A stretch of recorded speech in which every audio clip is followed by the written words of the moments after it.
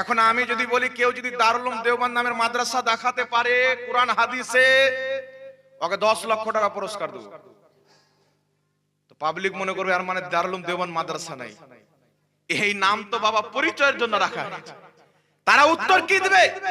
তারা উত্তর বলবে নাম একটা পরিচয়ের জন্য রাখা হয়েছে, আসল উদ্দেশ্য হচ্ছে কোরআন হাদিসের শিক্ষা দেওয়া, ধর্মের জ্ঞান দেওয়া, মানুষকে আলিম উলামা বানানো। নাম একটা পরিচয়ের জন্য দেওয়া হয়েছে। আমি তাকে বলতে চাই, মূর্খ মৌলবি, তুমি তোমার আব্বার ঘরে নাম দেখতে গেলে 40 চাহরম, এটা একটা নাম রাখা হয়েছে, আসল হচ্ছে নেকির কাজ করে মুর্দাকে ইসাল করা। জোরে বল সুবহানাল্লাহ। তাহলে কোন মৌলবি যদি বলে বুঝা গেল 40 চাহরম কোন হাদিসে আছে, তাহলে মনে করবেন এই মৌলবি আমেরিকান জাহিল।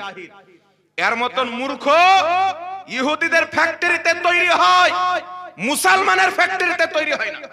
এই জন্য পৃথিবীর মুসলমান আরেকটি কথা বলে দিই, যখন আপনি দলিল দিবেন ইমাম আহমদ বিন হাম্বল, ইমাম শাফি, ইমাম মালিক, ইমাম ইবনে কুদামা, যিনি ইমাম আহমদ বিন হাম্বলের যুগের বহুত বড় ফকিহ ব্যক্তি ছিলেন, তিনি নিজের কিতাব আল মুগনির ৫ম খণ্ড সৌদি আরবে ছাপ, উনি লিখতেছেন কোরআন তেলাওয়াতের সওয়াব মৃত্যু ব্যক্তির কবরে যায় ইজমাউল মুসলিমিন। এই বিষয়ে মুসলমানদের ইজমা আছে, একমত, কারোর মতভেদ নাই। কত বছর পূর্বে বাবা? 1200-1300 বছর পূর্বে লিখতেছেন কোরআন তেলাওয়াতের সওয়াব কোথায় যাবে? মৃত্যু ব্যক্তির কবরে চলে যাবে। এখন আপনাকে বলতে চাই, যখন আপনি দলিল দিবেন চারো মাযহাবে কোরআন তেলাওয়াতের সওয়াব মৃত্যু ব্যক্তির কবরে যাও, খাওয়া দাওয়ার সওয়াব মৃত্যু ব্যক্তির কবরে যায়, দান সদকার সওয়াব মৃত্যু ব্যক্তির কবরে যায়, কারোর মতভেদ নাই। তখন আপনাকে বলা হবে আমার বাপ মরেছে, আমি কোরআন তেলাওয়াত করব, ভাড়া করা মৌলবি নিয়েছে লাভটা কি? আমার মা মারা গেছে, আমি দোয়া করব, আমি কোরআন তেলাওয়াত করব, ভাড়া করা মৌলবি নিয়েছে লাভ কি?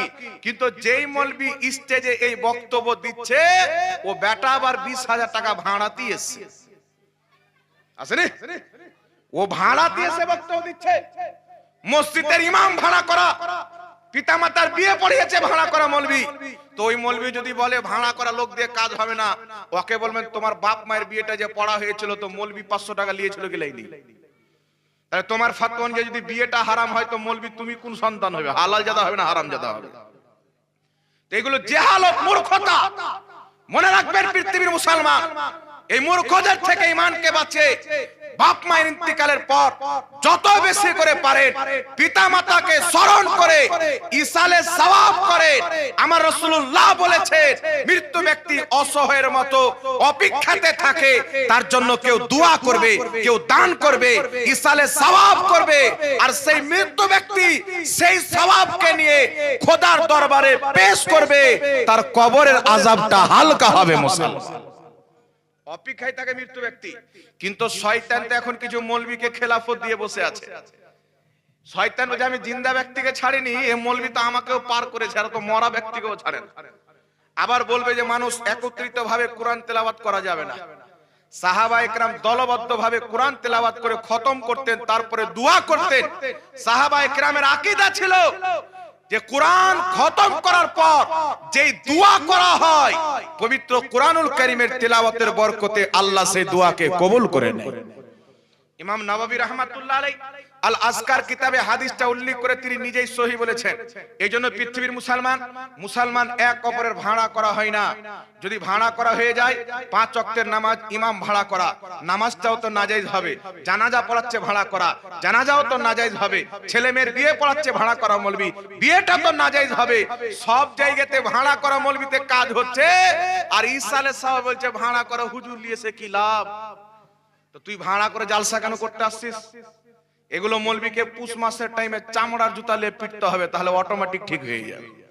জি, এজন্য খবরদার মুসলমান, পিতা মাতা আত্মীয় স্বজন ইন্তিকাল করেছেন, যখন আল্লাহ আপনাকে তৌফিক দিবে যত বেশি পারবেন মা বাপের জন্য দোয়া করবেন, মা বাপের জন্য দান করবেন, মা বাপের জন্য আপনার সাদকা করবেন, আপনার পিতা মাতা কবরে আপনার জন্য দোয়া করবেন। আজকে মাওলানা ওয়াইস রাজা কাদরী সাহেব এই মাহফিলটা করেছেন, দোয়া খায়ের হচ্ছে, কোরআনের আয়াত পড়া হচ্ছে, হাদিস পড়া হচ্ছে, কত রকমের নেকির কাজ। তিনার বাপের কবরে সব সওয়াব যাচ্ছে।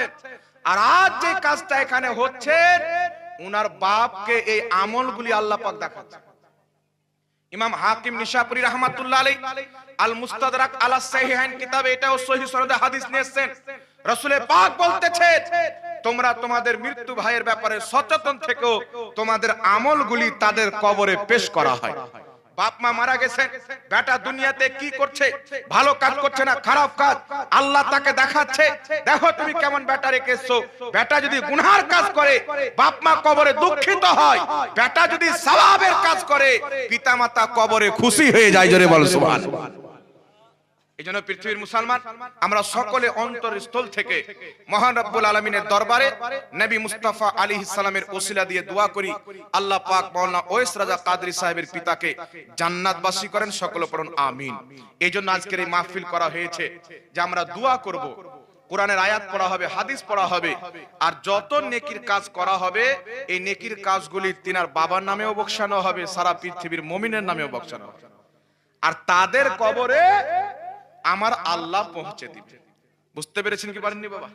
এই জন্য 4 দিনে করলে চাহরম, 40 দিনে করলে 40, বছর বছর করলে 12 কি।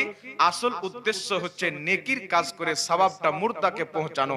চাহরম বলে করেন, 40 বলে করেন, নামে ইফেক্ট পড়ে না, কাজটা ভালো। চাহরম বলে করলো যায়, ইসালে সওয়াব বলে করলো যায়। কথা বুঝতে পারছেন? আল্লাহ বুঝার তৌফিক দান করুক।